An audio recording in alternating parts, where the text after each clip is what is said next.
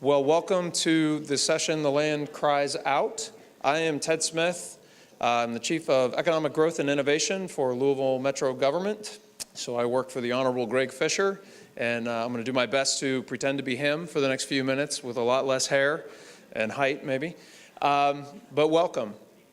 So one of the reasons I was so delighted to accept the invitation to come and say a few words is because there's probably nothing more timely than this gathering on this topic. And for those of you who don't know, we're just in the early stages of a 25-year vision for Louisville Metro, and we're being really cognizant of the fact that it's not really a vision for a place, a city, with a hard boundary, a county line. It's a vision for the way we want to live. And it's a vision that includes our neighbors all around us here in Kentucky and across the river in Indiana. And so this topic is central to a bold and great vision for us. So if we don't take this as an opportunity to look for that vital connectivity that made our city a city, that supplied it, that brought young, pioneering folks in to start a different way of life. If that wasn't fueled by all that surrounds it, including the river and everybody that was upriver, it certainly never would have happened. And so we really desperately need to understand how to get back to that connectivity.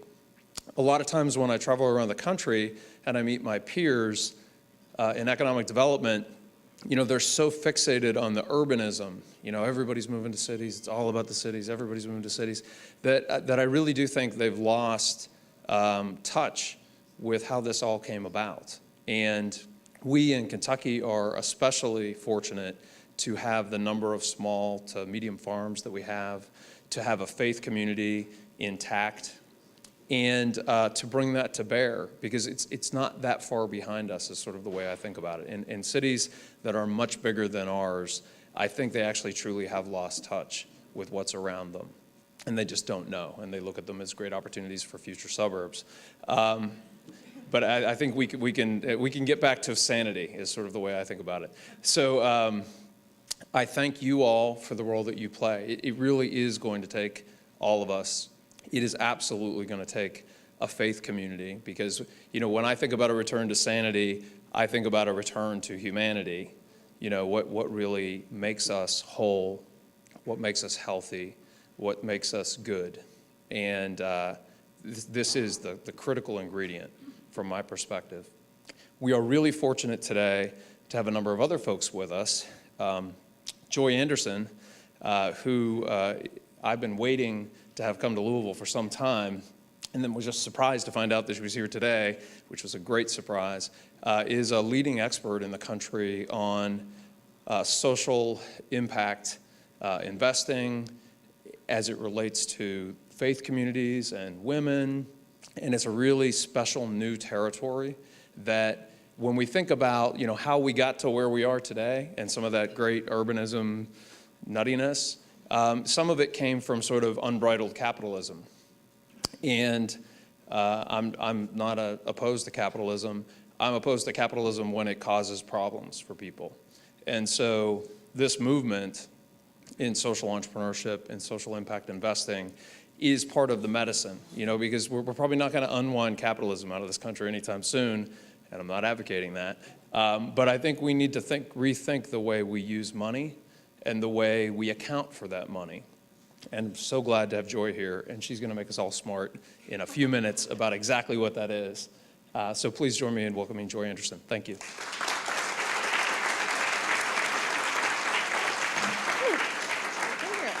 So I'll be around for the day, and I'm so happy to be hosted here. It's part of my own call to travel places, be the stranger, and I appreciate hospitality even more deeply because of that.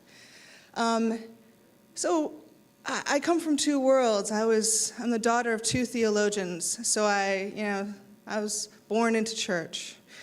and lived in that world, uneasy tension with it sometimes. It's a magical thing to figure out how we navigate faith, particularly as it turns into institutions.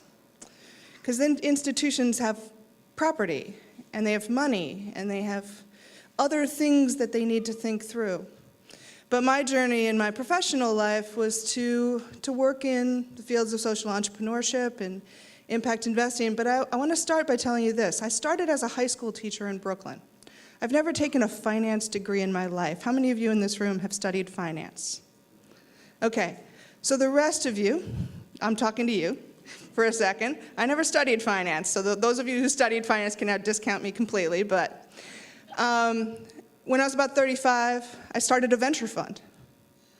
And I started sitting in rooms. I worked for a pension fund for a while. I listened really hard and learned about the words that they used. It was this interesting language about derivatives and loads and interest rates and returns and puts and calls. And I started listening to these words. And instead of leaning back and having that be a foreign language, I said, that's got power. When they use that words, it means something to them. So I started leaning in. And for me, that's what I invite you to do today. Because the reality is, the sacredness of land is paired with its amazing vitality as being part of an economy. It's both sacred in and of itself, and it has utility. It puts us in relationship with people. And then when we're in relationship with people, this amazing thing happens. We exchange money with them. We end up in economic relationships. But a lot of us, that's the scary part. We want to go back to the sacredness. So what I'd invite you to do is, as the conversations over the course of the day, from time to time turn financial, know two things. One is, we're called to lean in those times. Imagine what God's economy might look like. What would a sacred economy look like? Reimagine those. Second thing, one is, I want you to think about leaning in when every part of your body says, I don't know finance, I don't know money, I don't like talking about this, I want to lean back. Second thing is, know that there are thousands upon thousands upon thousands of imaginative people who are rethinking the rules of the game. And so when you're told this is how it has to work, I want you to say, Joy said there's probably somebody who does it different. And I'll back you up on that, or I'll find somebody else to back you up. There are movements like Slow Money and Bali and Impact, the sort of Impact Investor Circle. I could name thousands of places that would be welcome, that would welcome your thinking, and that would say, we can help you figure out a different way to do this, because we made these rules up so we can make up different rules. But you need to be part of rethinking the rules and not just be told what the rules are, but be willing to sit at the table, lean in, figure out what words they're using, and say, I want to use a put in that term sheet in a somewhat different way, so I want to question the terms of our transaction. Let us pray.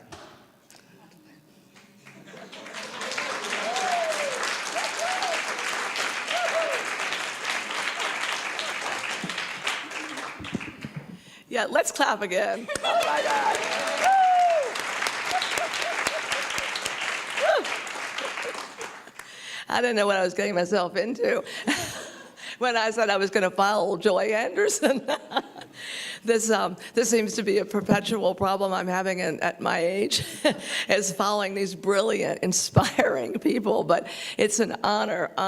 I'm Christy Brown, for those of you that I haven't met, and it's an honor for me to stand here before you. I just feel, I've said to Sister Claire and to Sister Robbie and Father John and others who were on the planning teams, Susan, I've said, I really feel as though there's a miracle that's going to happen in this session today, and actually maybe I'm wrong, maybe it's not one miracle, maybe it's a collection of miracles, because that's what we need.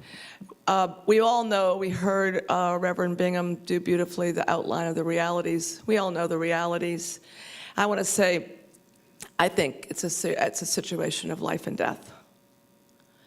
I don't think we have time to futz around any longer with committees that are not effective. I think we need to create new kinds of thinking, new kinds of committees, new kinds of partnerships, new kinds of interrelationships that are going to do immediately and quickly the kinds of things that we know need to happen. This group was last year, again this year, is led by religious leaders. Now, we've had this Festival of Faith for 17 years. We've wanted something like's going to happen here today to be happening for more than 17 years. You all represent what is going to be our Festival of Faith's dreams come true. Because what I see is going to happen today is that the religious leaders present here are going to be so empowered by who they are, by who you each are, that you're going to be able to say, I'm going to open up myself, and I'm going to invite all that are here that are interested in the same thing I'm interested in, which is the preservation of all of life, natural and human, and in particular the use of land to preserve those lives. That I'm going to open myself up, and I'm going to invite all that are here to please come and let's create new kinds of conversations and new kinds of partnerships and new kinds of tables.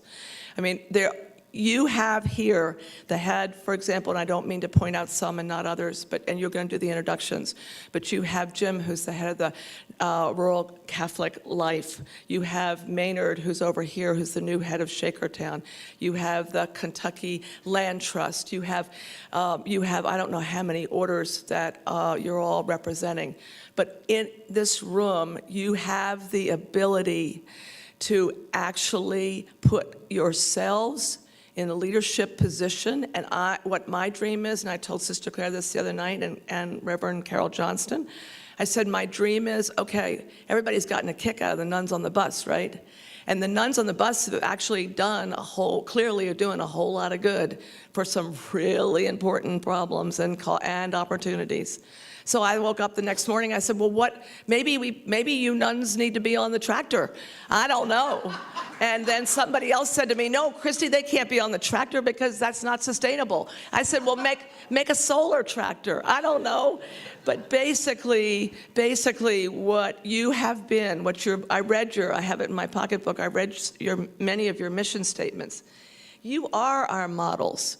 You taught each of us, for those of us that were lucky enough to be convent students, you taught us about the sacredness of Mother Earth. You have stayed on the land, you have kept it, and you're nurturing it still to this day in ways that are impressive.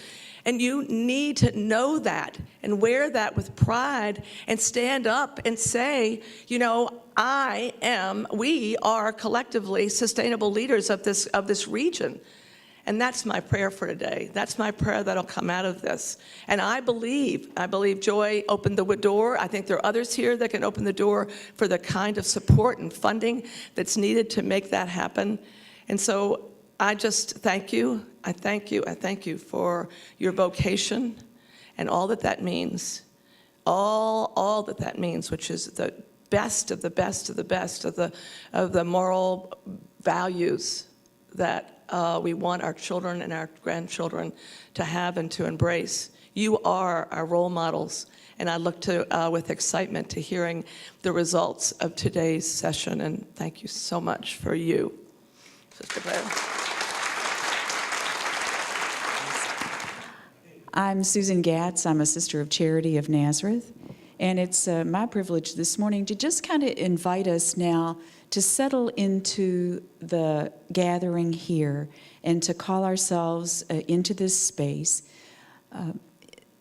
Wendell Berry gave a talk not too long ago where he shared his belief that everything turns on our affection for the land that we have been entrusted with. And so we'd like to begin this morning with a song to just kind of quiet us and help us to center ourselves, to be present to what it is we're going to have conversation about today, to hear the panelists, to share ourselves. It's a song by Joyce Johnson Rouse, who calls herself Earth Mama. If you haven't heard her, she's delightful. And the song is called Holy Ground. And what I would invite you to do as you listen to her and read the words to the song is to think about the land that you've been entrusted with. And what is it that tugs at your heart about that land? Where is it precious to you? And what are the special places on that land?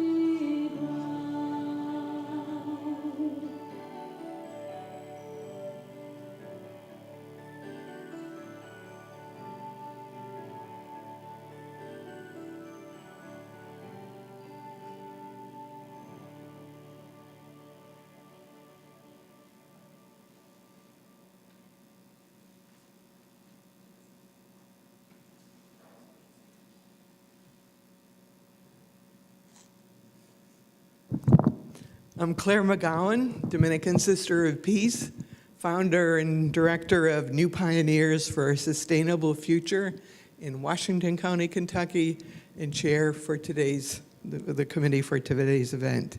We are thrilled that all of you are here.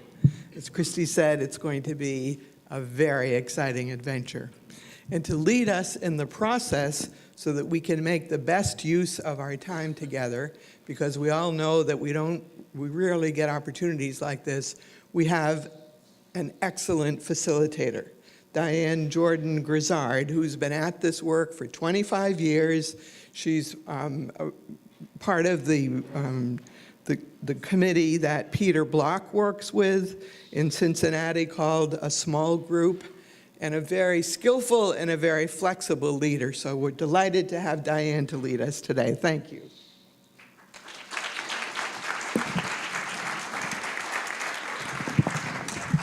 Good morning. I bring you greetings from Cincinnati, where there are many civil and civic and public groups that are joining you in this fabulous, fabulous work. I'm excited to be here as we all collectively shine a light on the important conservation work that you're doing in land and in the environment. So thank you for inviting me, and welcome, and I am excited to hear all and see all that is going to emerge today. We have a few housekeeping reminders. That's my job, sorry. So I want to remind you, please, to turn your cell phones in the either off or silent position. And also, because we're so crowded today and we want to make sure that we don't interrupt anyone, if you have to take a phone call or do an email, please just step out of the room. Please come back, but please step out for the period of time so we don't disrupt the attention of anyone else. The other thing about the fact that we have such a wonderful sized crowd today is that there are just limited bathroom spaces immediately next to this room. So there are two other places that you can go, especially since we have such a large number of women. If you go across the courtway into the other building where you sort of entered, if you go in there and go to your immediate right, there are more bathrooms. And then if you go through the foyer of that building, sort of across into another section, there are some youth over there, but there are some additional bathrooms there. So I just want to make sure that we all kind of know that route. And also, feel free, we're only going to break for lunch and then at the end of the day. So take care of yourself and please come back. The other thing I want to say about the fact that we have so many people is that we're going to ask you to please come back when we ask, because it is not possible for us to go out and try to bring people back. So we're gonna say exactly what time we will rejoin, and we are just going to leave it up to you to honor that, and we appreciate you in advance for honoring that. One final note of logistics is that hopefully everyone received, either in your registration packet or when you came into the room, there was a form that we wanted you to fill out, one form per organization. Because again, as Christy has talked about, this movement of wanting to make sure that we are shining a light on all of the wonderful work that is being done. And so in order to do that, we want to gather information from you. So we only need one form per organization. We have volunteers that are going to come around and pick those forms up. So if you can complete them while we're going through the next portion of the time this morning, do that. And there will be one, you can give it to the volunteer, and then there will be one other time that you can also turn that form in just before lunch. All right, we're going to have some exciting things happen with the form. So we really want to make sure we have everyone's form by lunch. Okay? Now, we've planned several opportunities for you to have generative conversations at your table, conversations that will enable you to integrate information that you're learning about options and results that are happening with your table mates, as well as from the speakers and your own learning. So we have several questions that we're going to ask you where you can just have that conversation, and that's going to happen throughout the day. The first question that we're going to ask you to have, and we're going to give you 4 minutes to have this conversation at your table. What brought you here today? Why was it important for you to be here this day, this time, having a conversation about land and environmental conservation in the faith-based community? Why was it important for you to be here? I know you're still talking, but we're going to add another question to your conversation at the table. You can still continue to become familiar with each other. The second question, and it's only going to be 4 minutes because we have to bring up our first panelist right after that. The next question is, what struck you about some of the points that were made by the Reverend Sally Bingham this morning? Points that were made from her speech this morning. 4 minutes. Thank you. Thank you. We're going to invite you to, as we go throughout the day, because you may not have had an opportunity to have everyone speak at your table, especially some of these full tables. So let's just keep picking the conversation back up, making sure that everyone has an opportunity to bring their voice into your table conversation. I am delighted to introduce to you the first panelist. I just think that the challenge that the Reverend Sally Bingham gave us is really being met by a lot of people, and I'm excited about all of the learnings that I know I'm going to have from our panelists. The first panelist is Susan Clausen. She is the director of Cedars of Peace, a retreat center located on the grounds of the Loretta Mother House, and a member of the Mother House Farm and Land Management Committee. Her passion for the land is rooted in the years that she lived and worked in rural Latin American villages. Please join me in welcoming Susan Clausen.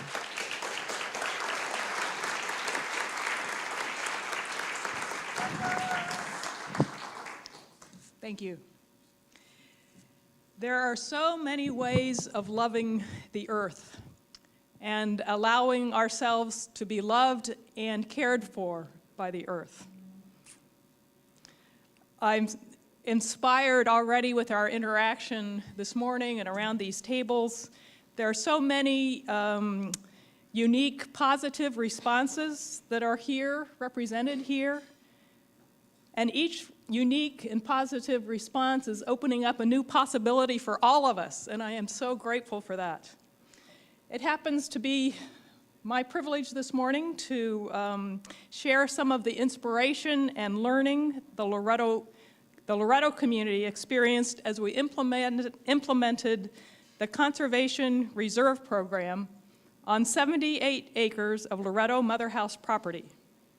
So I invite you to enter our story by going back with me to February of 2011. At that February meeting, 8 members of the Loretto Mother House Farm and Land Management Committee were gathered around the meeting room table waiting for everyone to arrive. Joey Edlund, maintenance director, came hurrying in a few minutes late with papers in hand.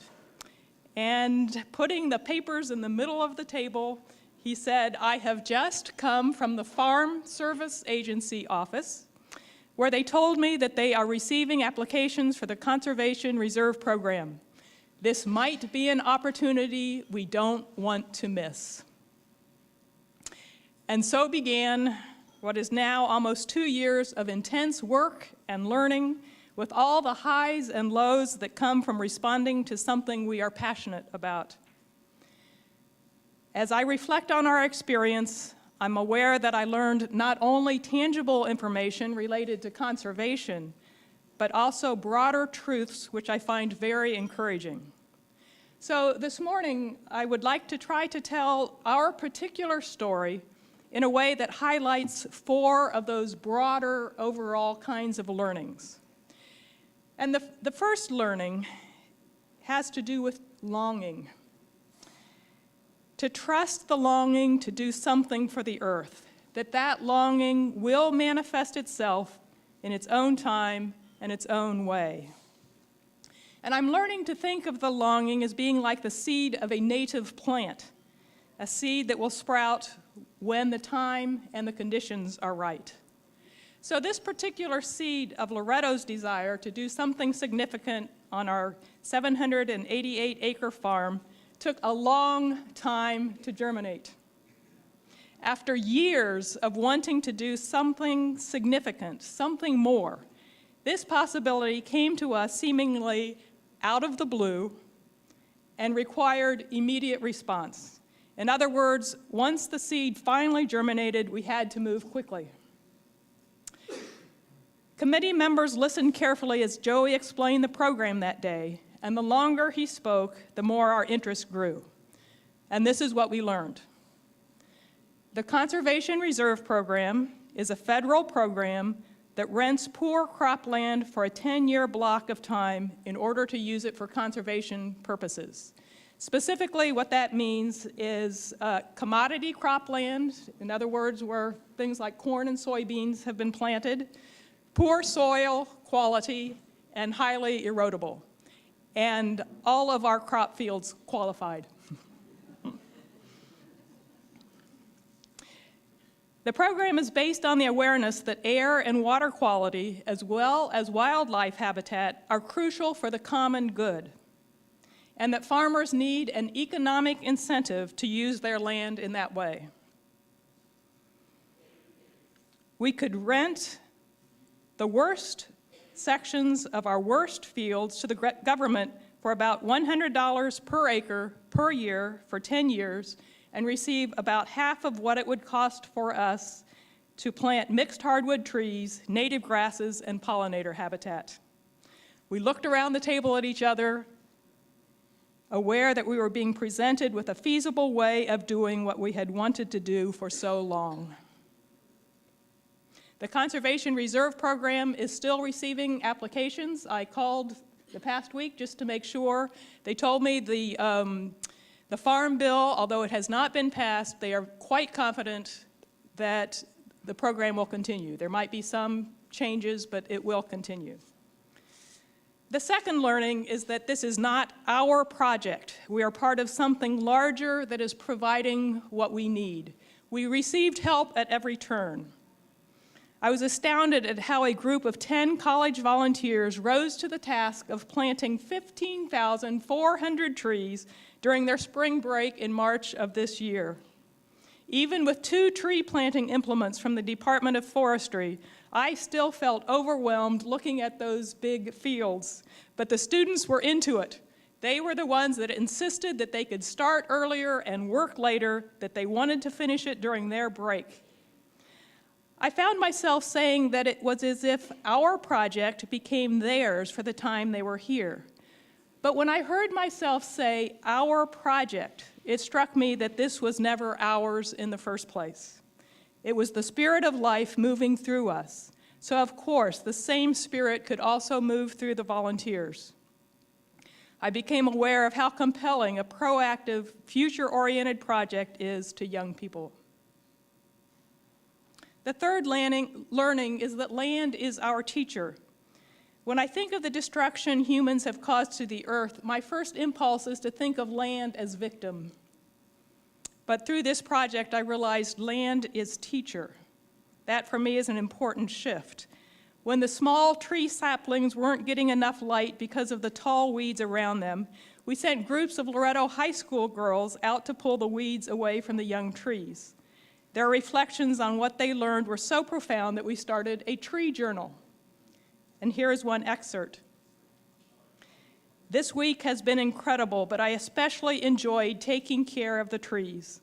The purpose of the weeding is to give the trees light so they can grow strong and tall. The trees have taught me to let my light shine, as well as to help others find their light. Trees are giving me hope for the future and help me realize that not all things have instant results. Life lessons from the earth. And the last learning is that signs of new life can't be seen from the edge of the field. We have to walk in through the weeds. In our particular case, the wildlife biologist told us the fields would look ugly for a few years, and he was right. Have to walk in through the Johnson grass and the mare's tail in order to find the signs of life. And that, I think, is what we are all about. And certainly with our learnings from this program, we did not realize what we were getting into. It's good. It has opened up all kinds of issues about the farm and where life is headed. And we have the privilege of following those issues and those questions together with people like you. Thank you.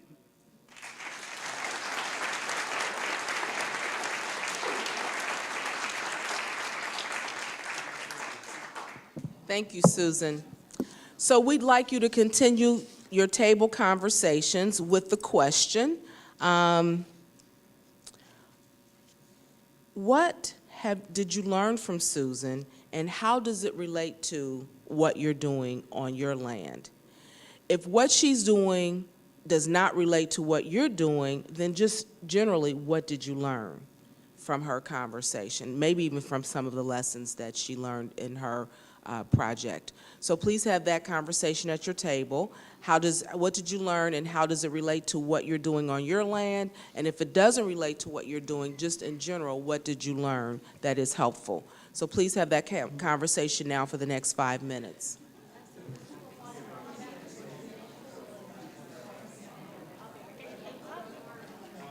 We have the Ashbury University Mission Farm Project, Ray and Stephanie Smith. We also have the Furnace Mountain Zen Center Forest Project with Jigetsu Oshu. Did I say it right? Thank you. Thank you. So she will be here, and we have the Blessed Earth Community Garden, Tracine Logsden and Mandy Gumbert. So please come back when we finish lunch so that these panelists will be able to share with you, and you'll have a chance to learn from each other about the full day. We'll even have an open mic later on this afternoon. So we want to have you come back and continue in sharing the learnings.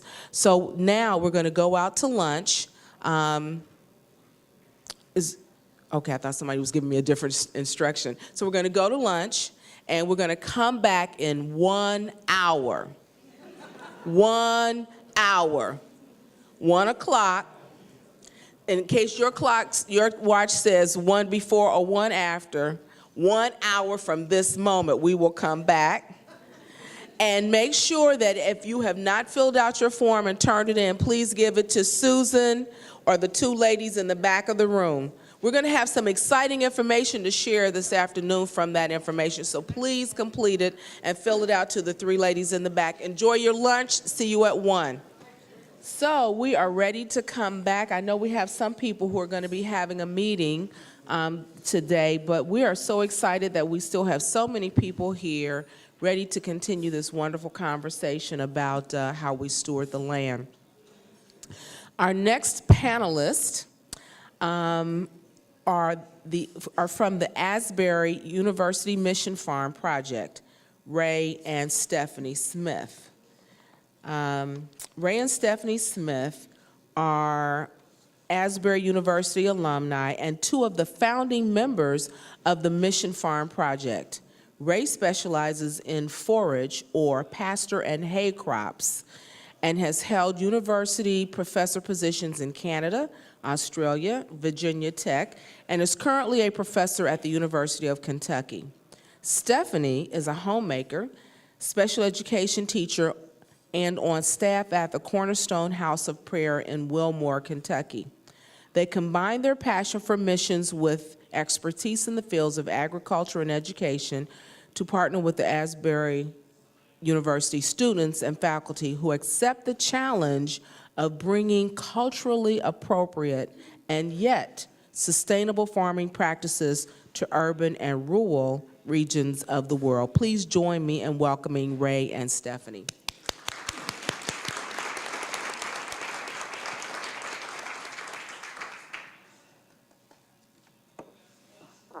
Well, we are, have we got this going here? Is it going to come up? Okay. I am here. He'll get it back there. Okay. We are delighted to be able to present the Mission Farm to you. There we go.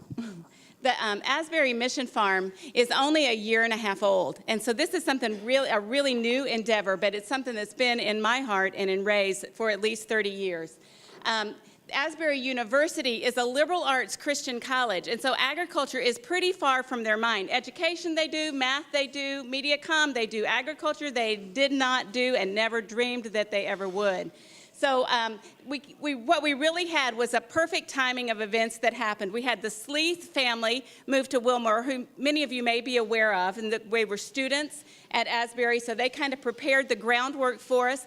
We hired a faculty, Dr. Marty Bilderback, who has a background in agriculture and works at the equine program, and we moved back into the community and maintained a relationship with Asbury, even though we were part of the University of Kentucky community. The goal of the mission farm, this really started happening for us when Ray was speaking in science classes, I was getting involved with student teachers, and people were coming to us asking agriculture questions. These were kids that really cared about the world, they cared about the land, and Asbury didn't really offer at that time something that could help them address the need.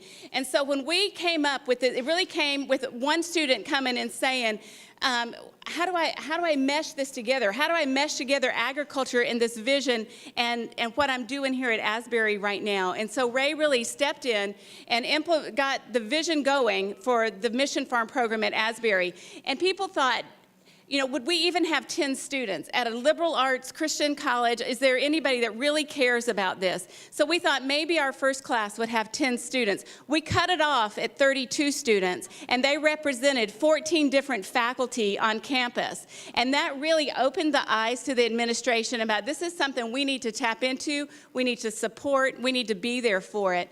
And at the same time that all of this was coming together, Asbury identified as something that was really critical for them as a university, that they would have a cornerstone that brought together scripture, holiness, stewardship, and mission, and that as kids were exposed to these four cornerstones, they would take that out into the world. But that meant they needed to have a really practical application for that, and they saw the Mission Farm project as something they could really sink their teeth in, and that would put feet and just credibility to this is what we say we want, let's do something about it, and let's see that move forward. So the first class met at our home in our backyard because one of the things that was really important to us was that we felt like these are kids who care about the land, they care about going out into the world, they care about sustainable agriculture, they care, and that for them to be able to see their dreams happen in the world, they need to be people who function well in community. And so community is a real foundation of the Mission Farm class. We have several classes a semester at our home. We do dinner together. We dream together, and we listen to their heart. What is it about the Mission Farm that really has you here and a part of it? Asbury owns 341 acres, and it's at the top of that land that we have our Mission Farm, two-acre lot of land. I heard someone here was from Shakertown. This is just across the river from where Shakertown is at. Now, 341 acres has been a great asset, and that's the major part of our equine program. But around the world, most people don't have 341 acres. They maybe have 1 or 2 acres. And with students going overseas and working with small farmers, they need to learn not only working on small land holdings, we only have 2 acres right now in the garden, but also traditional techniques to cultivate the land. We plowed with horses previous fall. This past spring, the students cultivated the land by hand. There was a little bit of complaining about that, but after it was all over, they said, you know, that was really good to have that hands-on application. You know, we've really tried to encourage the students, you've got to make use of the materials and the resources that you have at hand. So we had them test the soil. They worked through the county extension program in Kentucky. Overseas, they'll need to find other people to link in through, but they first need to find out what is the soil capable of producing, what is the nutrient levels in that soil. Now, most of the world, fertilizer is either hard to get or too expensive, but manure is often available, and in our equine operation, we have plenty of manure. And also cafeteria, plenty of waste food, and so we're combining that into compost that can be the fertilizer for the Mission Farm. We visited a number of different operations from the fairly large organic farming operation, University of Kentucky South Farm, where Dr. Mark Williams talked to the students about the importance of sustainable agriculture. We went to a local organic farm, the Vetters Farm, where both Tim Vetters talked about the organic popcorn production that they're producing.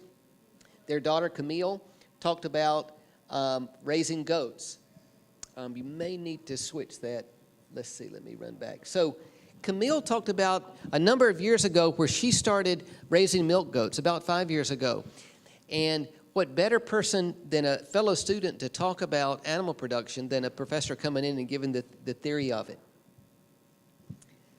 So each Wednesday during the semester, the students have about an hour in the classroom and about an hour on the farm, plus they have 10 volunteer hours that they put in on the farm each semester. Here, Dr. Lynn Smith in the missions department is talking about teaching students how to be culturally relevant in whatever setting that they're in. We are very hands-on. We want the students to do everything themselves. We don't want to just do things for them. Here they're building raised beds and learning how to do that. We divide the class up into different teams of students who work on these projects together. The next project that I'll show is building the cold frames. And again, we could do a fancy construction of these cold frames, but we sent the students out and we said, this is what you need to come up with. You find the resources and you don't have any money to use. So they found these windows in a dumpster. They found hay bales in the equine operation. They found some scrap lumber, and they made the cold frames where we raised the seedlings that we planted in the garden.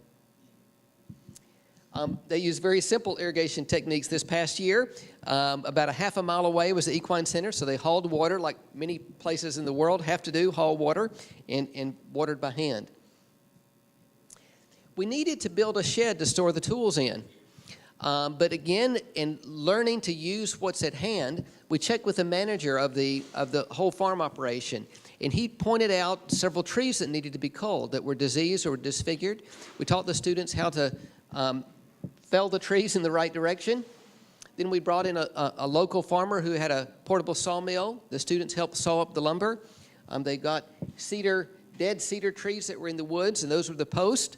We came up with quite a simple shed, but again, most of the world, this is the type of thing that you'll be building. We had $35 of cash money into this at this point in time. The roof cost us a little bit more, but having the tin roof on top of it is going to allow us this year to collect water into these cisterns, and we'll be irrigating with rainwater that the students have collected there on top of the shed. This is the garden at the end of our first year, and we have cover crops on this side. And there was so much pride in the students as they had their garden that many of them had never worked with the soil at all. And so their pride it was just amazing to see how they responded to their garden. And some of them stayed on over the summer to be a part of harvesting, and they made decisions about what they did with the produce that they grew. They donated to All God's Children. They donated to the Hope Center, to homeless shelters. They also have worked with the local farmers market, and they've sold some to the cafeteria, and the cafeteria gives their food scraps back. So that's been really exciting for the students. This year we also introduced, and remember we're only a year and a half old, but we have the tropical plants moringa that we're growing that have a high protein content. This is a plant that's is readily available in all the tropical regions of the world where some of the worst malnutrition exists. And so that's been exciting for the students to be able to be a part of that. As we wrap this up, I want to end with the students again, because it was the request of the students that we have a program like this available. They're the ones that are passionate, they're the ones that are hungry for this, and the time is right now. And we found, just as Susan mentioned too, the waiting, the patience, as this verse talks about, that it all came together in the right time when everybody was orchestrated, and we just stepped into what was waiting for us, and the students really showed that.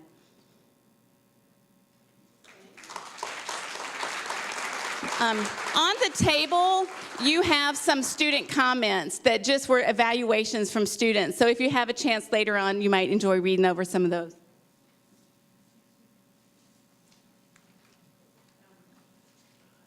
Thank you very much, Ray and Stephanie. So what I'd like you to do, rather than having a table conversation, just jot down some personal notes and reflections from what you learned. I'm going to give you a minute to do that, and then we're going to go to the next panelist. So jot down your own reflections, things that stood out to you about what they said, things that you might want to carry into a conversation in another few minutes.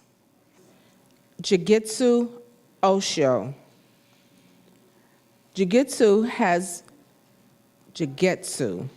has been a Buddhist meditation teacher and led group meditation retreats for over 30 years.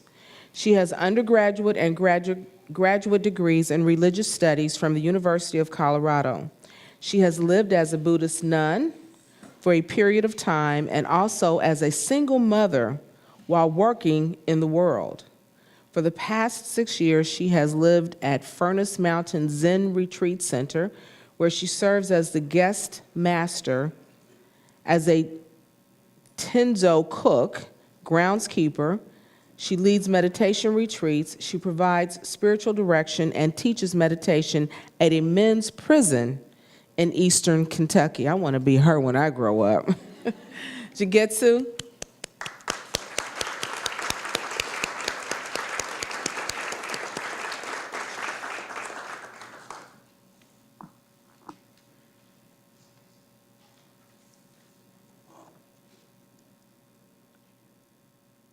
Thank you. It's really wonderful to be here and to be in this group of people again. I came to this symposium last year, and it was very inspiring to myself and members of our community, and so we were delighted to be welcomed back this year. I'd like to begin by making clear, when I read the description of what I was going to be talking about in the brochure, it sounded to me like I was going to be advocating non-action. And I want to make it clear that I'm not advocating non-action. I think there's a tremendous wisdom and knowledge in this room, and it's really wonderful to take it back with us and to implement it. What I would like to talk to you about is what at Furnace Mountain we refer to as not knowing. And not knowing, by not knowing, we don't mean being stupid or being ignorant, or being ill-informed, or being empty-headed or blank. But by not knowing, we mean to recognize, I'm gonna put this back just a little bit. Can you still hear me? That's maybe too far back. We mean recognizing the limitations of our human knowledge. Can you still hear? Okay.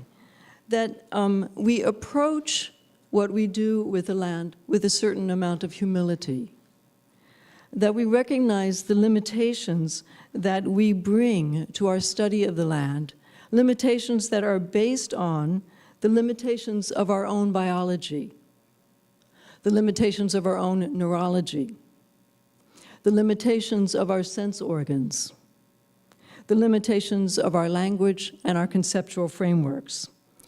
And that these, as we approach the land, as we approach restoration, that we have to have an awareness of these limitations so as not to cause further violence. That not recognizing our limitations is often what has caused violence in the first place, thinking that we know what is best and introducing things that have caused further problems. I live in Eastern Kentucky, and everywhere that you go in Eastern Kentucky, kudzu is a major, major problem. And of course, you know, it was introduced with the best of intentions, but it was introduced with a lack of awareness of the impact that humans have and the limitations of our knowledge. So I just want to explore those limitations a little bit so that you get a sense of what more it is that I'm talking about. I think that we're all familiar with the limitations of our human ability to hear. We know that there are sounds that bats can hear that we can't hear. There are sounds that dolphins can perceive that we can't perceive. I have read that an owl can hear the heartbeat of a mouse when the mouse is under 3 feet of snow, something that my ears certainly aren't capable of. We know that a hawk flying tens of feet up in the air, 20, 30, 40 feet up in the air, can spot a field mouse in the meadow, something the human eye can't do. So these are just a few examples of the limitations that are brought by our limited sensory perceptions. And this brings us to a kind of humility, that there are ways of knowing that are not available to us. Who among us understands the language of the honeybee or the ant? We are just at the very beginning of our understanding that beings such as trees and fungi may have ways of knowing and ways of communicating that are not accessible to human beings. There's evidence that when a grove of trees on one continent is attacked by a predator, by an insect or a fungus or something, and after some time that grove develops some kind of immunity, some resistance to the attacker, there's evidence that very shortly thereafter, similar species of trees develop the same immunity continents away. How have they communicated? Do we have a clue? There's evidence that plants have the ability to attract other plants that are necessary for them to create the minerals that they need in the soil, to change the pH of the soil. How do they do that? Do we have a clue? I think we are still at the very beginning of our understanding of the symbiotic relationships between plants, between species. In terms of our conceptual framework, we in the West tend to identify the world as if it is composed of discrete individuals. The religious traditions of the East have questioned this perception for hundreds of years, and now the sense of separate identity is also being called into question by modern science. Physics recognizes the constant intermingling, exchange, and interpenetration of the particles that constitute our bodies. We're all going to go home from here with bits from one another, not just the knowledge that we have taken in, but truly the molecules of our bodies are interchanging right now. So where do I begin and where do I end? Where do you begin and where do you end? Biology has in the past few decades also begun to recognize that what we have thought of as discrete organisms may in fact not be so. You're probably all aware of the aspen groves that have been traditionally thought of as individual aspen trees, and recently have been identified as not a unique collection of trees, but as a single organism. Similarly, there are fungi in the northwestern part of this continent that for decades were thought of to be thousands of individuals and have recently been identified as one organism, and I find this truly mind-blowing, an organism that spans over 2,000 acres and is at least 2,000 years old. I think we need to approach the natural world with a certain kind of humility. So not knowing is this approach to the natural world that takes into account the limitations of how we are able to know and recognizes that there are other possibilities, other ways of knowing to which we don't have access. And recognizing this, we approach the natural world with a sense of openness, wonder, and awe, in contrast to, or at least in a certain kind of holding with an understanding of our limitation, that we don't place our conceptual framework on the world. It recognizes that we may not know exactly how a plant is in communication with the soil, with its neighboring plants, with other species, that there is a living dynamic and dance of which we do not hear the music or perceive the movements. So how does this apply to what we do at Furnace Mountain? First of all, I'll tell you a little bit about Furnace Mountain. We have approximately 800 acres of land. It's in Powell County, Kentucky. If you're familiar with Natural Bridge State Park or the Red River Gorge, our land is very similar, and for those of us who live there, we think equally as strikingly beautiful. Furnace Mountain purchased this property about 25 years ago. And of the 800 acres, we have a temple, we have a community building that has the kitchen and dining area, and we have the residence cabins. There are 5 full-time residents at Furnace Mountain, and guest cabins. Our human use of the land only impacts about 5 acres. So predominantly, it is wooded, rough terrain. The forest has been logged. We don't know how many times, but we think that the most recent time was about 30 to 40 years ago because the oldest trees on our property are about 40 years old.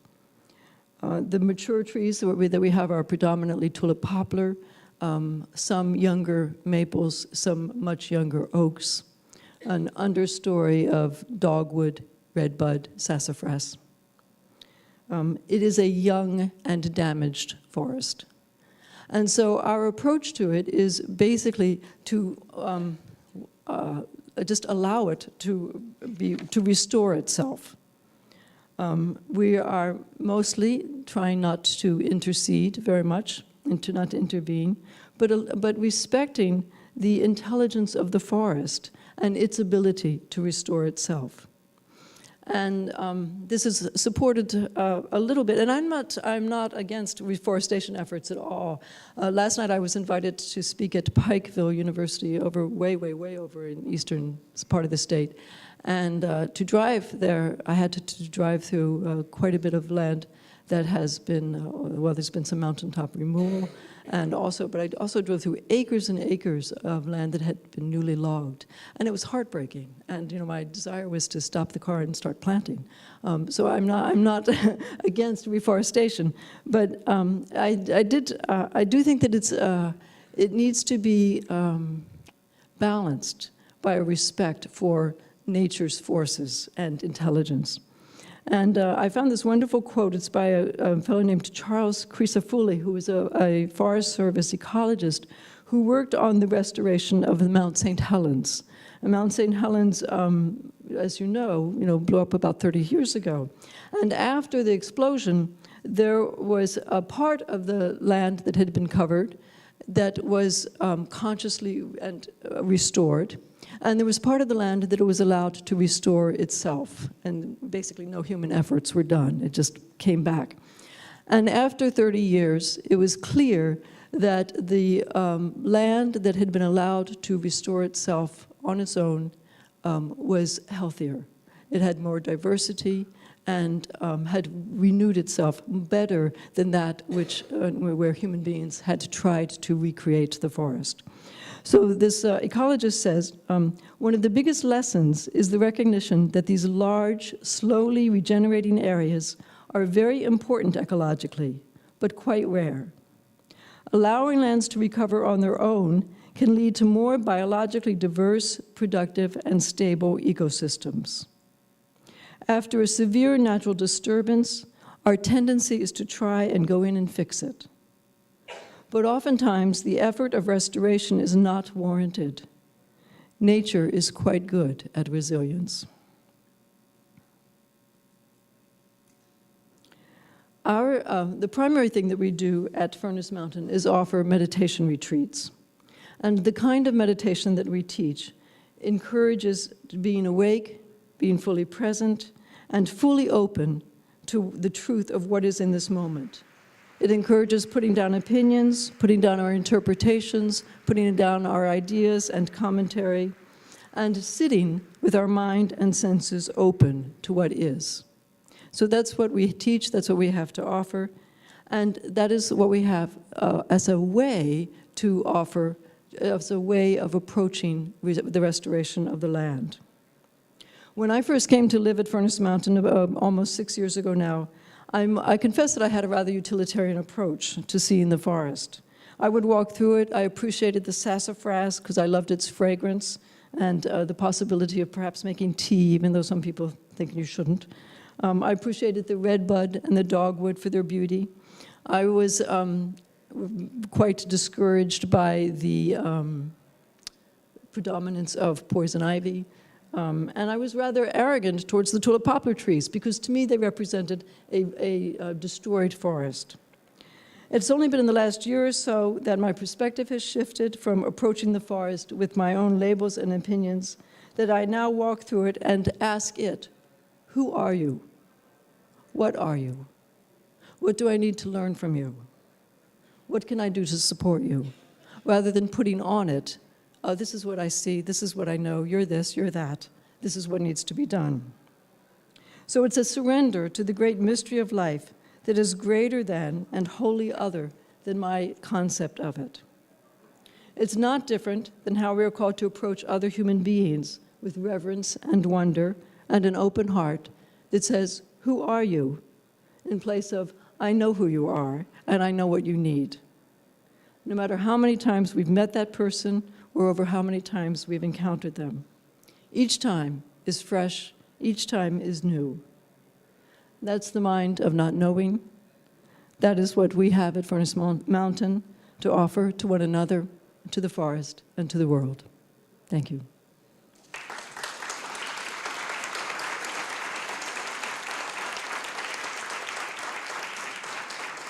Thank you, Jigitsu. So once again, we'd like you to just jot down a couple of your points of reflection about what she had to say so that you can remember that when we have your table talk again.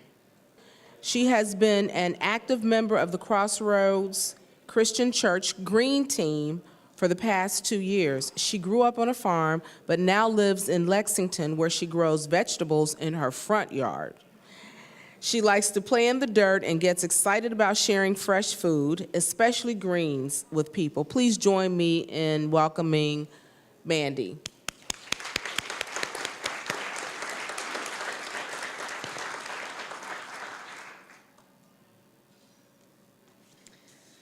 All right, so now I guess I get to talk about playing in the dirt, which is one of my favorite topics. Please switch, Ray, for my slides. Okay.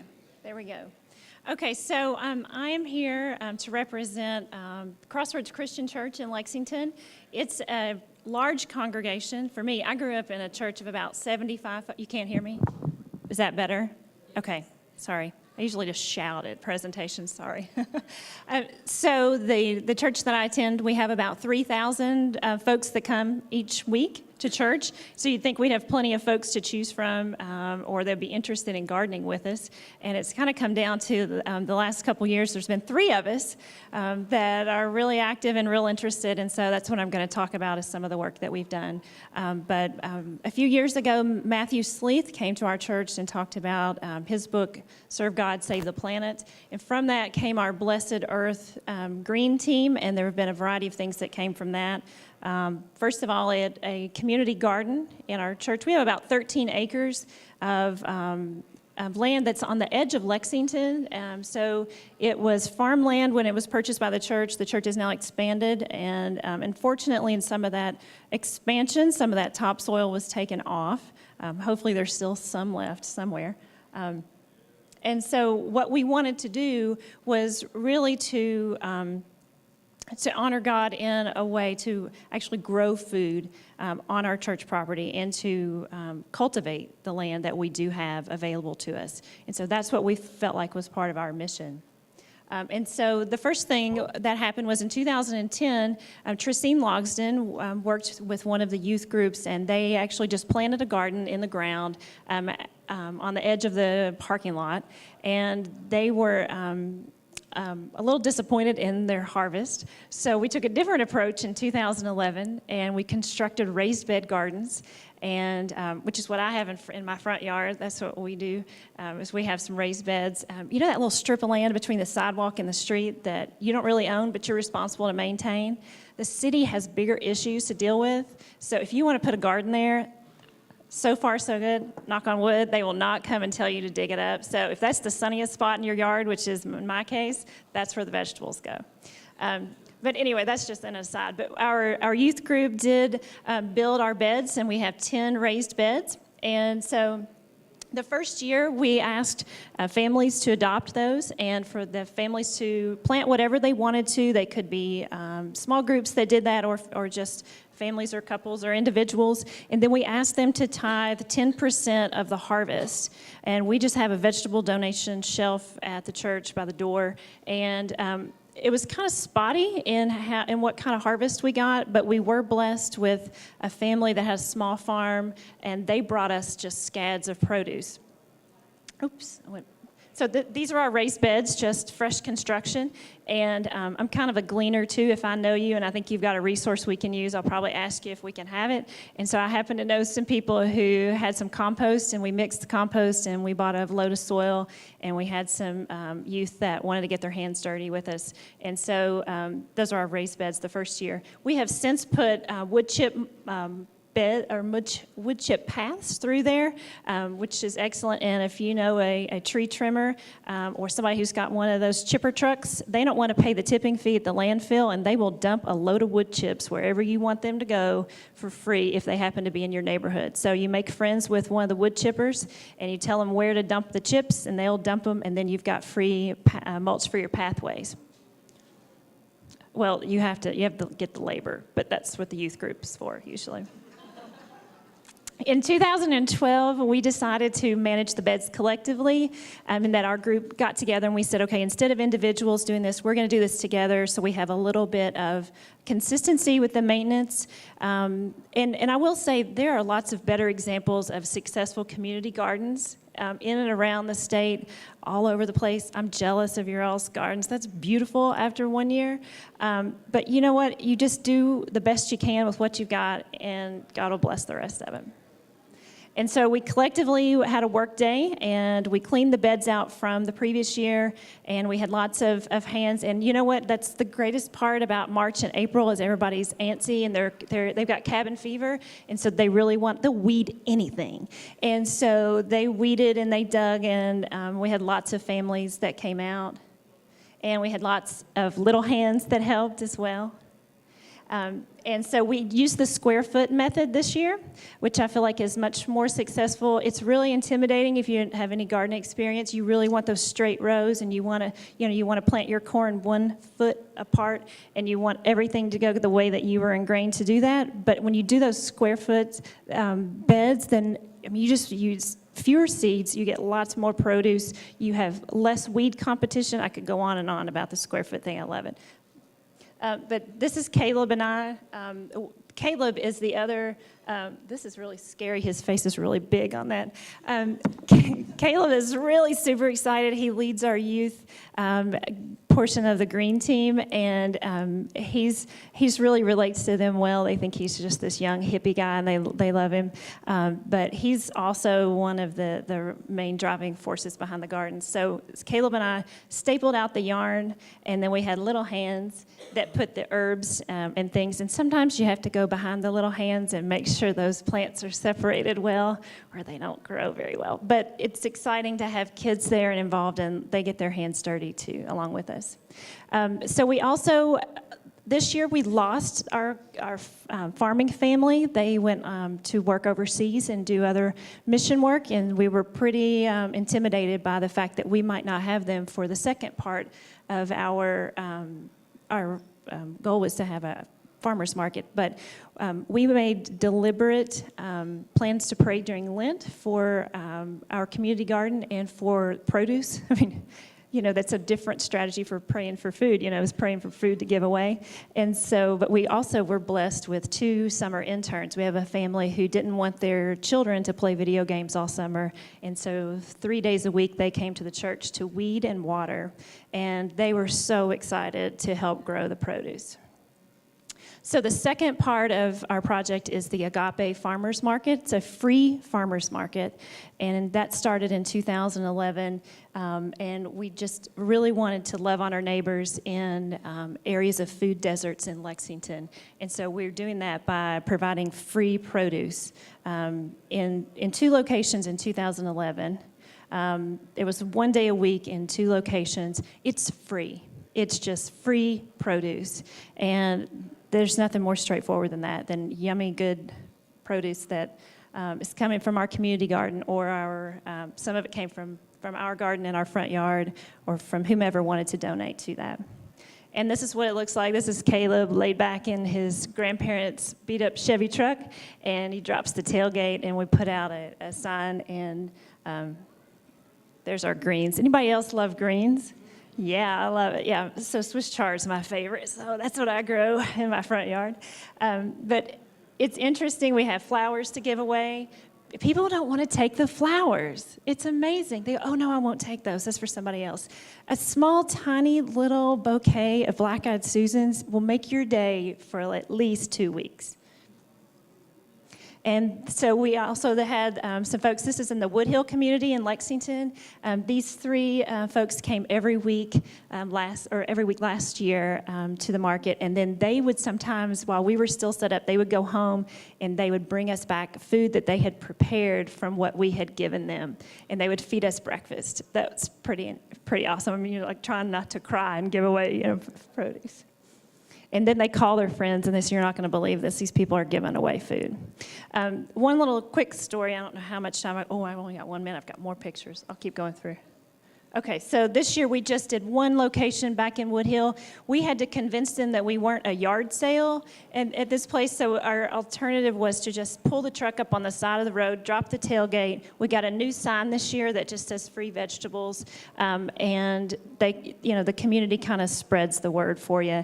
But it's pretty amazing how hard it is to give away fresh produce. We weren't selling it, and that's some of our harvest. And this is just our next steps. These are some little dreams and brainstorms that we have. We want to have a permanent presence in Woodhill, and that's the next step for us is to have that community garden in the Woodhill neighborhood so that the residents there can grow their own food, and they make that next connection. But having a mobile food bus, I think, sounds really awesome. The whole food truck concept, that's kind of this up-and-coming thing that's mostly prepared food, but what if it was a produce truck, and it just brought you a load of greens for the week? And so some of the other things are, if you know about Rona Roberts in Lexington, she does these cornbread suppers, she and her husband at their home. She provides a big pan of cornbread once a week on Monday nights, and you can come, and it's a community potluck. Anyone is welcome. And so we want to try to do that kind of concept in the Woodhill neighborhood, as well as having recipe cards, because we found that people didn't really know what to do with the fresh produce that we were giving them. So we did a lot of conversations about, here's how you cook the greens, here's how you cook the potatoes, the green beans, or an acorn squash. And that's it. So thank you all.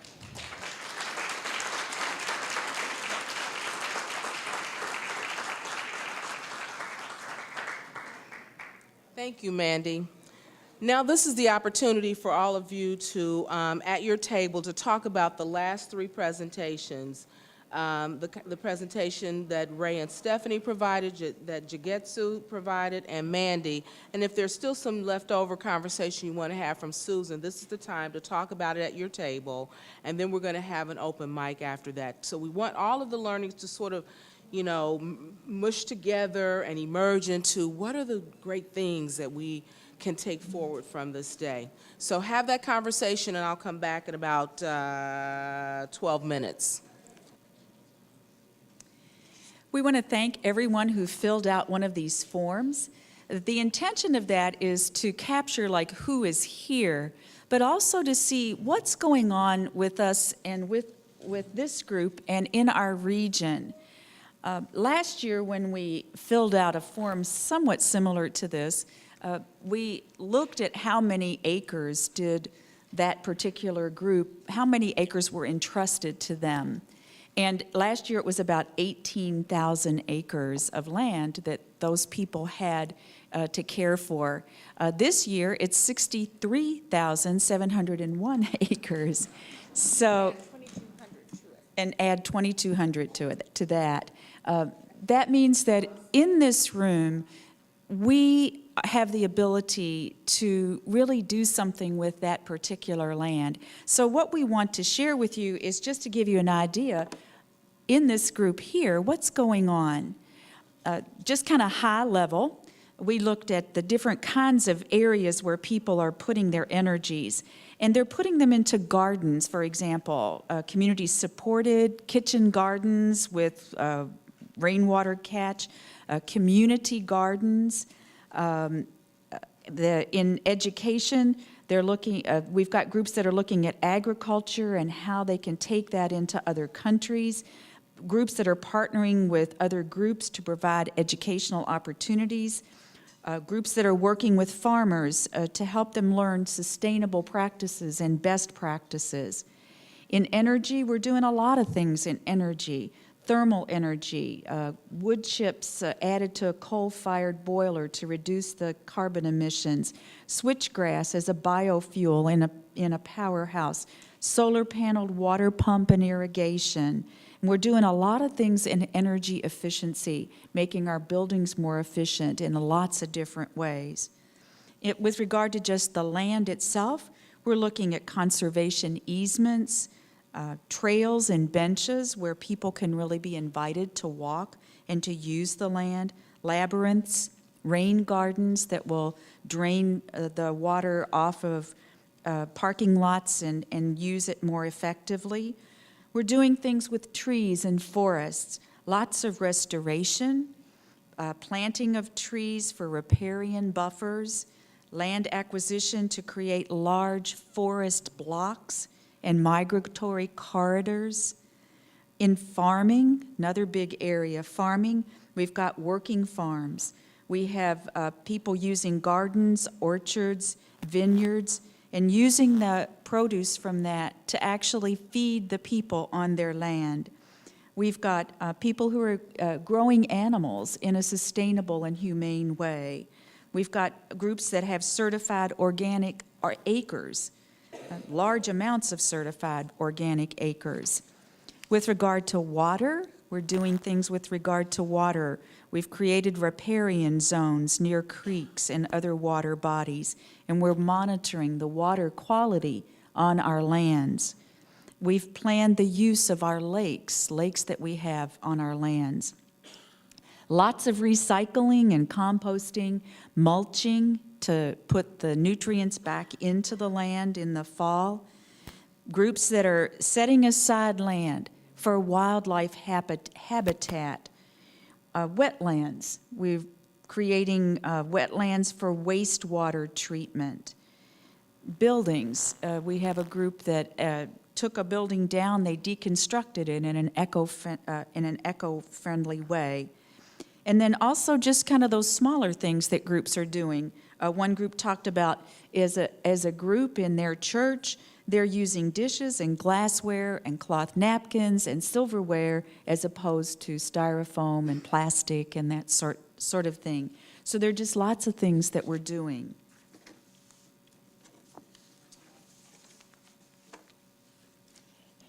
And I have the great opportunity of talking about what are our dreams for the future.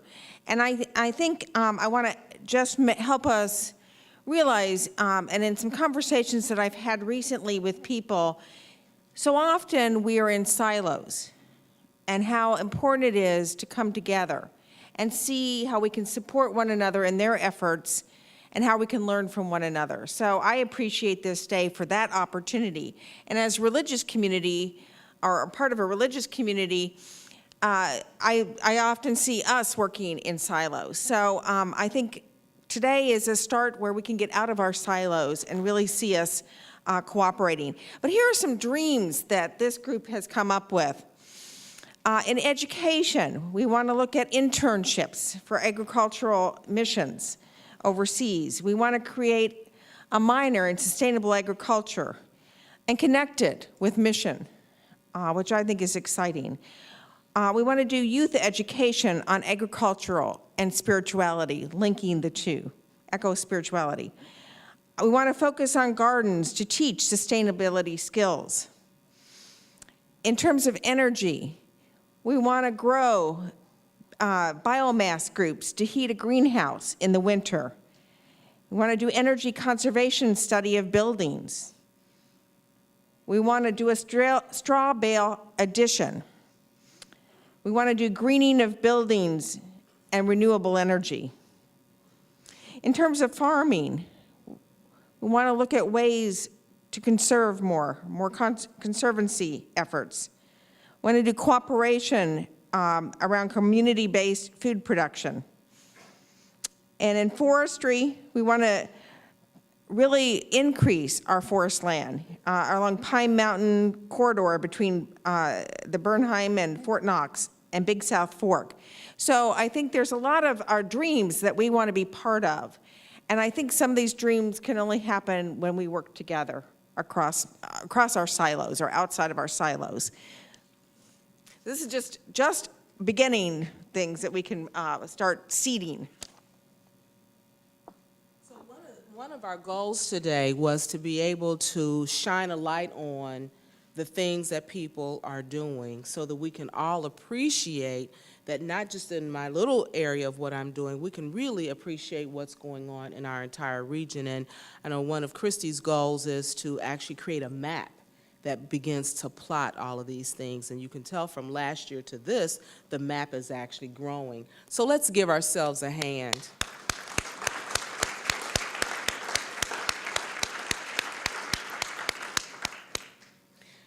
We're going to hear now a song from Earth Mama. But while you're listening to this song, we'd like you to reflect on a lot of reflecting today, right? So, because we want this learning to be iterative and that you hold on to it when you go home. So we have a couple of questions for you to think about as you listen to Earth Mama again. This is the question: what is emerging from everything that you've heard today? Where is the prophetic edge? I love that word, prophetic edge. Where is the prophetic edge for your land? Where is the prophetic edge for our region? And what do you see happening in other parts and opportunities even for partnerships with public, private, civic organizations? So I'll repeat the question. What is emerging from everything that you've heard today? Where is the prophetic edge of what you've heard as it relates to your own land, as it relates to the region? And then what do you see happening and possibilities for collaboration and partnership with public, private, and civic organizations? Reflect on that, please, while we listen to Earth Mama. We know that all of you have been spending time talking to one another at your tables. This is an opportunity for you to have conversation with a large group. So we have 2 mics in the back for open mic. And what we're going to be talking about is this conversation about what is emerging. What are the sort of opportunities that we have going forward of working together, partnership, and growing this land, growing the region that we're caring for even larger? I think the operative question, and if this is going to go further than today and move on into the future and become something more meaningful, I think the operative question is, what tools do we need to be able to do that? Do we need another organization? I hope not. Do we have an organization that could run with the ball and help to facilitate this stuff? I hope so. But this is the question that I would like to pose to the group, because I keep coming back to it when I analyze this question. And I'm going to make an analogy just to help you to envision what I'm envisioning. My best friend is a nutritionist, and she worked with a group of people who were concerned about obesity in Kentuckians, and in particular, obesity in children in Kentucky. And they came up with like 20 some odd examples of programs that are happening around the state of Kentucky that are countering obesity and working towards improved nutrition. And they made this booklet, which is 2 pages on each project in a format where you could go through it and find ones that were, and again, all the projects were in Kentucky. And so you might look through it and go, well, Danville's doing such and such, maybe we in Georgetown could do that. We're about the same size city. And it had contact information, cost information, benefit information. So my question to the group is, would a toolbox like that of the kinds of things that we're already doing within our faith communities in Kentucky, if it were a similar sort of a collection of things they're doing, would that facilitate other congregations to repeat those ideas? Would it be a catalyst for more? Thank you. Thank you. Hi, my name is Lee Marinoff. I'm from New Jersey and Vermont. I work globally with Heifer International. and I'm on the board of the Land Institute. But so I am an activist for sustainable agriculture. However, what I wanted to talk about was the farm that I run in southern Vermont, and to say that my real glimpse of hope is with all the young people who write me, who call me, who show up at my farm, the young people that put everything they own into a suitcase and put it into a car or take a bus and show up at our farm. And they don't really care how, but they really, really want to be on the land. They want to learn how to farm. These kids, most of them have been to college and have done very well, but others are saying they don't want higher education. What they want is to be part of the farm. And not the way we used to farm in the 50s, but the way perhaps we farmed before, or the way the indigenous people have been farming globally for thousands of years. They're really interested in the idea of intercropping, of permaculture, and the edible forest gardens. They don't really care so much about getting a salary, but they really want to pass it on. And when you talk about the spirit and you talk about doing God's work, these kids are so pure and so much fun to be with that I would recommend that anyone that has some land, open your congregations up to these young people, find a place for them to live, realize they eat a lot, and embrace them, because they are the future and they have the answers, and they're really, they're the ones who are unfolding this global community that we all will be living in.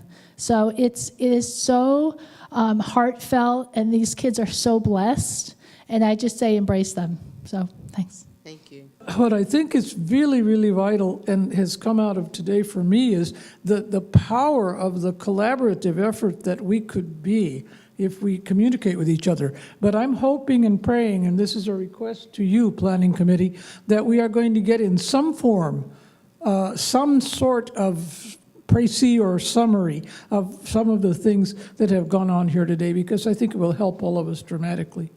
Thank you. Have an organic farm, and I've been in sustainable economic development work for the last 30 years or so. So a lot of great stuff here today, and I come from a faith tradition. I don't work in that anymore. Mine is a bit more of a challenge. I think the missing piece for me in the conversation today, and I know we've just been together for a few hours, is the economic component of it. I mean, ultimately, most of our problems with climate change, with the abuse of land, with social injustice, derive out of an economy that's out of kilter with our values. And so the challenge is that I think it's great to use land owned by religious communities, by local churches and congregations, by communities as hubs of experimentation and innovation. But ultimately, if we have 65,000 acres of well-managed land in Kentucky, that's great, but that's far too small of a fraction to impact the problems we're talking about. In other words, we need to figure out, how do you make these things economic? How do you create livelihoods, which is what I've been trying to do for the last 30 years, where you use the land in a sustainable fashion and people can derive jobs from it. People can live, they can sustain their families, they can create small enterprises. That's really, Wendell Berry said it best a long, long time ago. He said, it's the environmentalists are good at preserving land away from human use, and the industrialists are good from taking from the land. What we haven't figured out is, how do we live within the land? That really is the $64,000 question we're still grappling with. So as we go, if there is a going forward here, I would say that part of it is looking at, how does the land that's held by the people here become really more integrated into the landscape of ordinary people who aren't necessarily thinking about this from spiritual dimensions, but more like, how do I get by? How do I make a living? I think that's the tougher question, so I'll throw that out as a challenge. Thank you.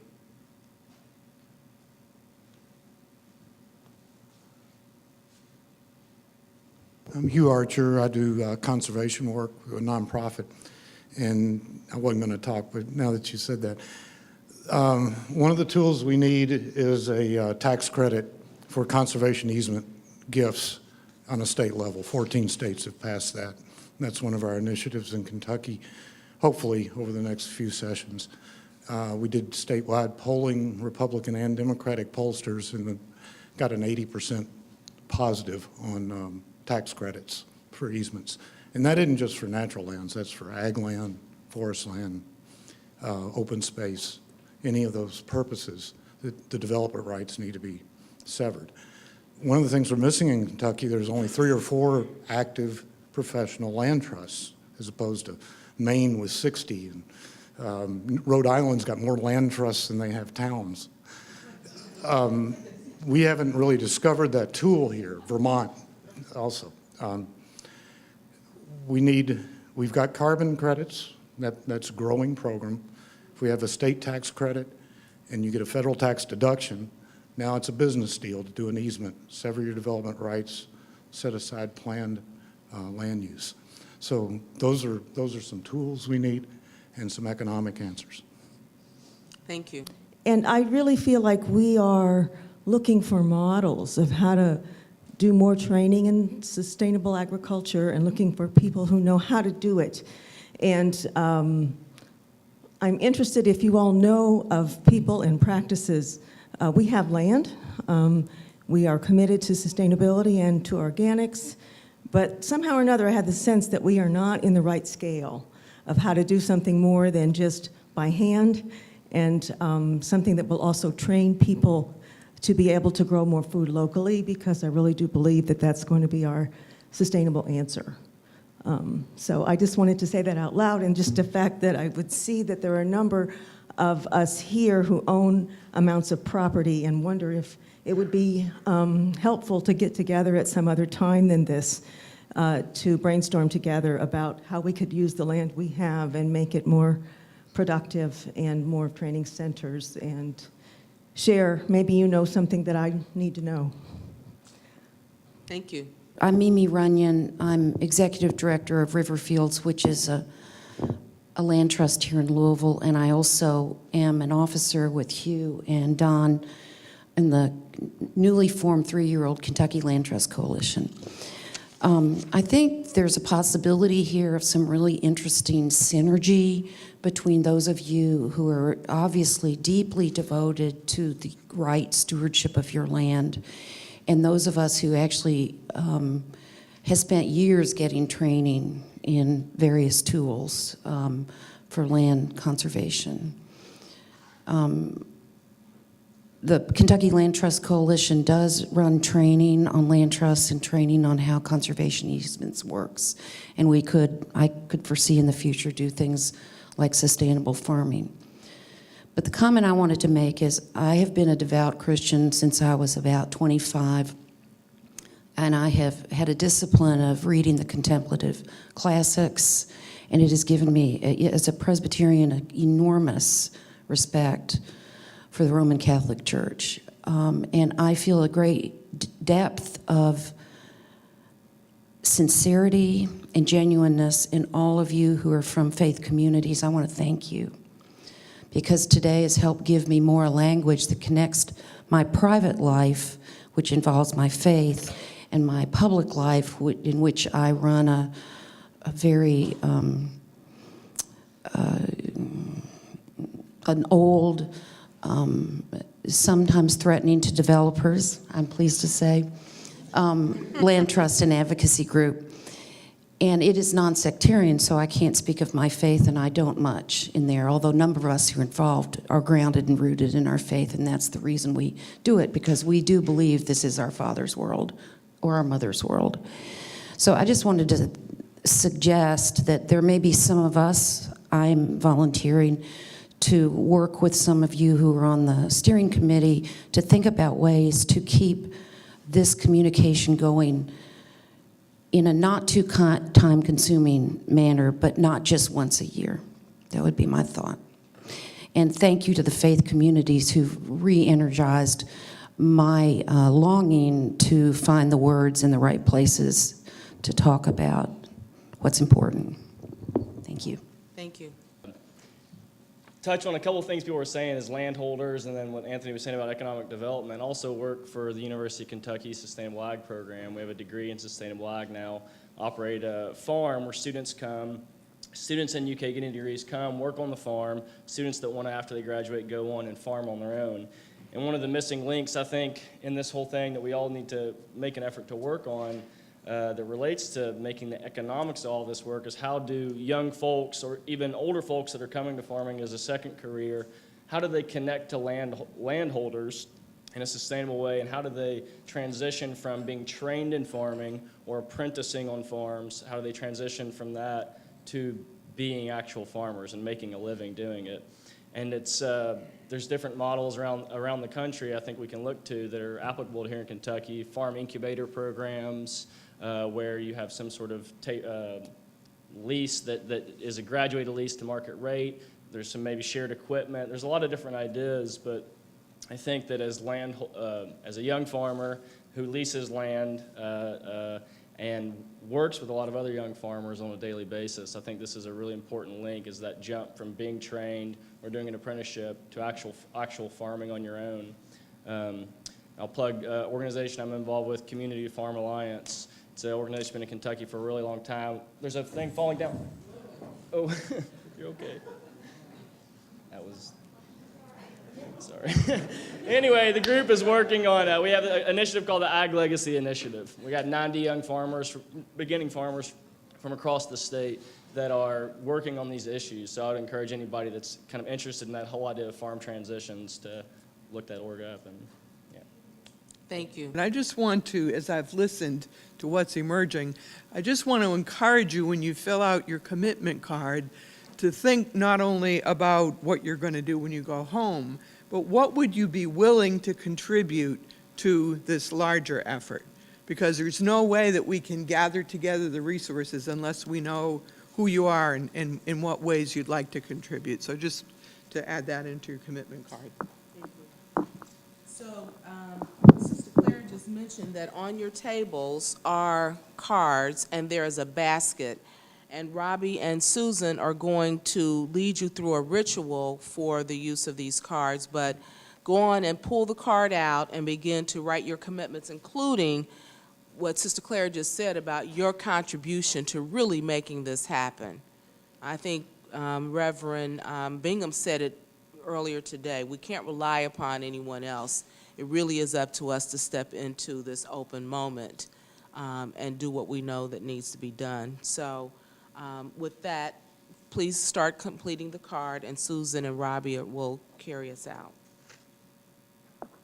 So there's a lot we can do for tomorrow today, and that we are going to do for tomorrow today. My hope is, and I heard it emerging, as I'm sure all of you did, that there's something more. We met last year, and that was excellent, and many of you came back because it really fed your spirit last year, so you wanted to be here. We have new people who weren't here last year who bring other talents and other gifts that we need.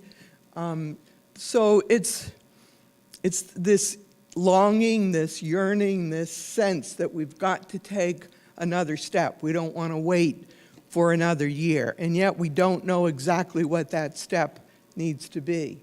So I want to leave this day pleading with you to think about, to keep thinking about, to keep praying about, and to keep imagining about what can we here in this Kentucky, Indiana, Tennessee, West Virginia area. Christy defines our region as anything within Ohio, anything within 3 hours of Louisville. Now, 3 hours is a very arbitrary number, but just, you know, it's not exactly a bioregion, but we have easy enough access to one another that we really could collaborate a whole lot more.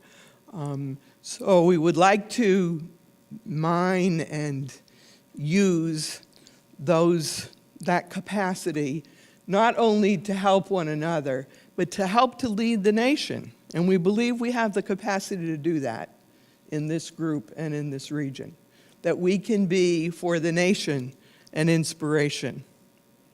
And that's what we want to be about. And we do have just a few more minutes, and several people have said they wanted to hear more from Joy about, well, how do you do the economics of all this? So if it's all right with you all, we said we'd end at 3 and it's only 4:15.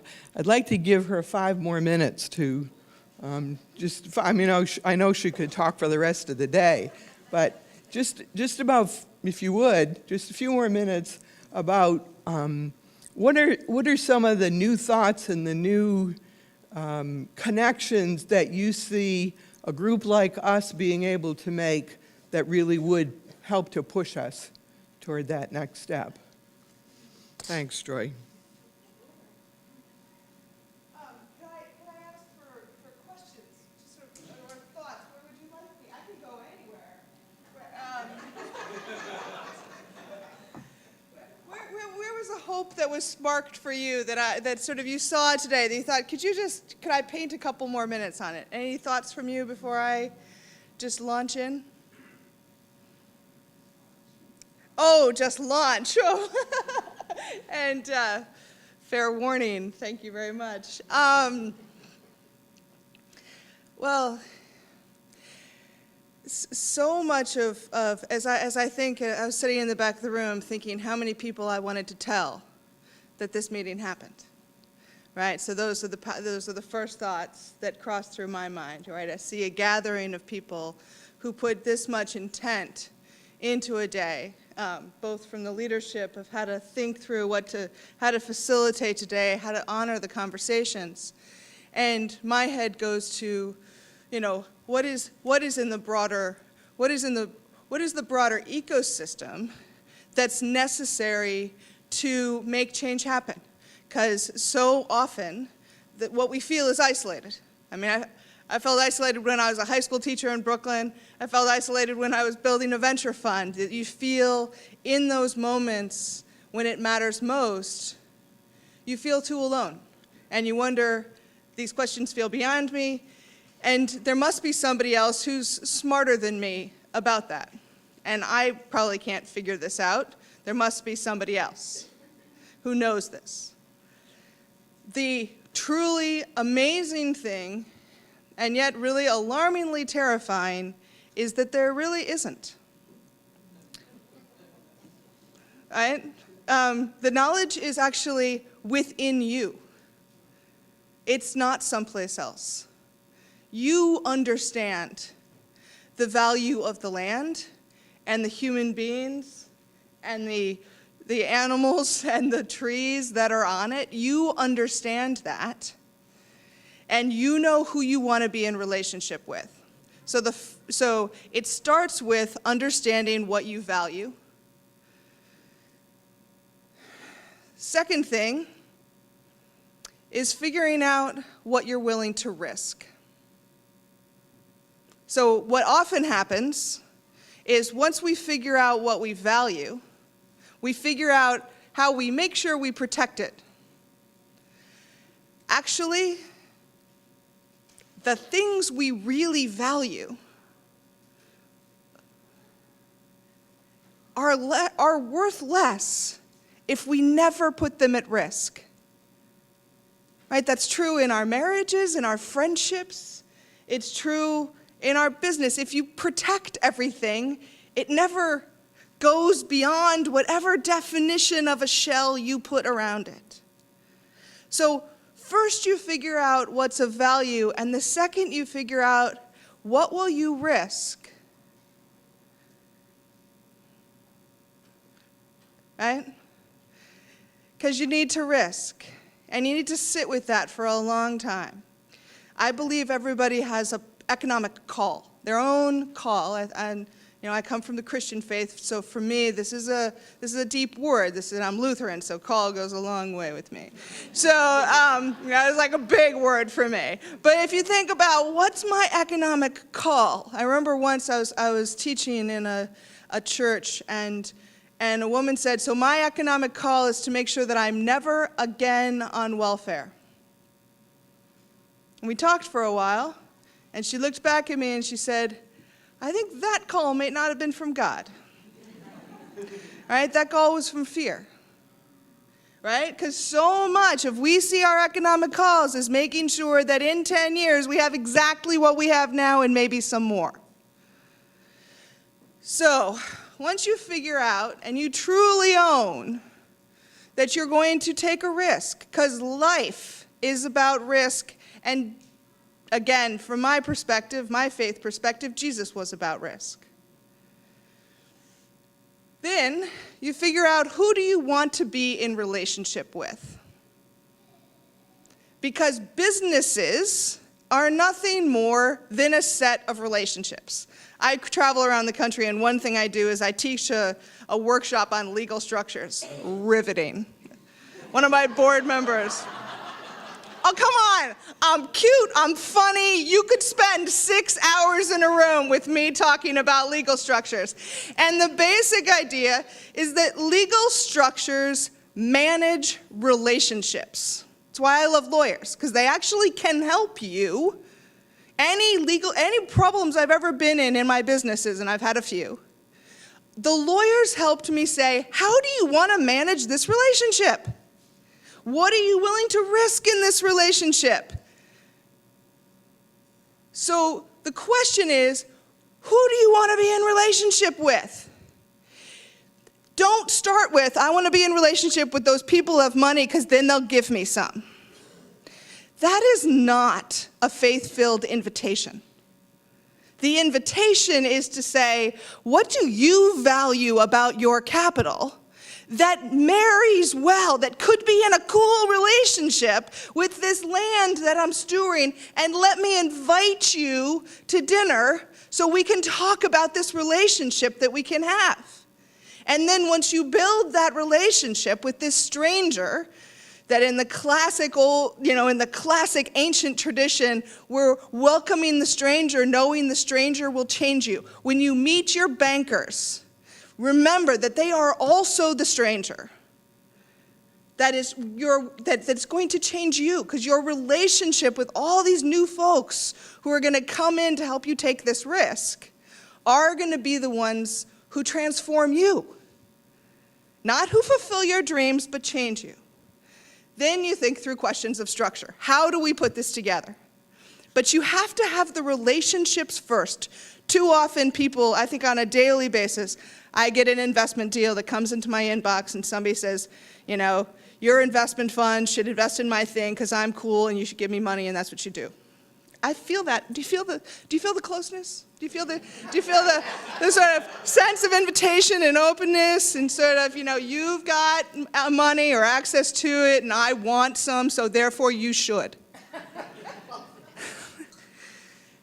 And I want you to remember, I'm not a wealthy person. I have just figured out how to invite people of wealth into conversations about what I think could be created in the world. But that's about how we build the relationships, and then the next piece is figuring out the structures. And that's usually where things can get tricky. But this is what people of faith do well. Make sure that when it becomes wonky and about words that you don't understand, you bring it back to, what are we trying to do together, and how will these structures help us do it together? A friend of mine who's trying to launch an organic farm was working out a relationship with this landholder, and I said, you haven't really had an honest conversation with him, have you? Oh no, we're all excited. He wants to do what we want to do. How much risk is he willing to take? Oh, well, he's a little worried, but he's really on board with us. How much money do you think he's going to lose possibly in this adventure? Oh, I don't think he'll lose any money. This is all going to work. I don't think you've had a real conversation yet. As people of faith, we know how to have the real conversations. So at those moments when you are most scared, call upon your faith and speak truth. I'm not sure if this is going to work. This may not all pan out the way that we planned. Here are the things that I am afraid of. But by the way, I can't not do this. And neither do you, I believe, so let's figure out how we can. And then the possibilities open up, because you're not trying to con each other, but out of a deep relationship, you are figuring out how to go onto a journey together. Sometimes in my experience, that works real good. So.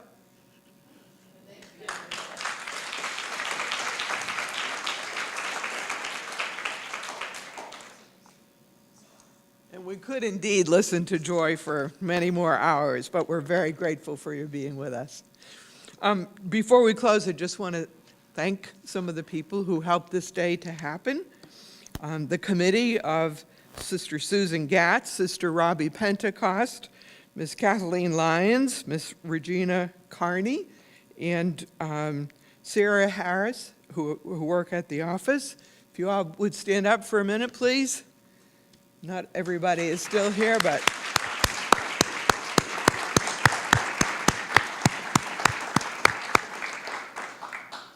our facilitator, Diane Jordan Grizzard, who works wonders with groups and keeping people on track, even when they don't want to be on track.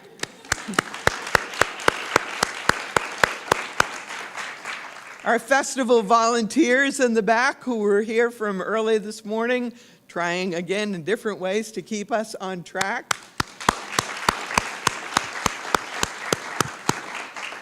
The event company, which was responsible for all the logistics, not only for our event, but for the festival. I think this gentleman back here is from the event company.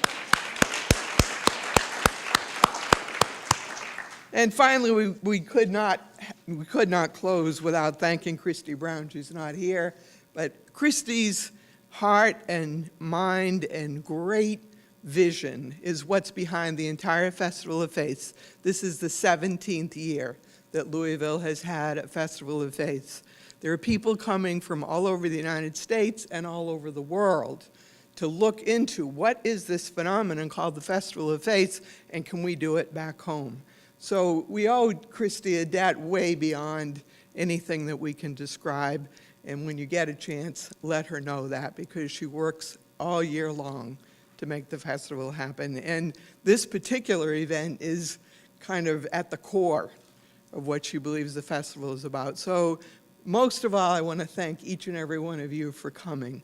We're all busy people. None of us had time to be here today, but something happened here today that really needed to happen. So thanks for making that possible.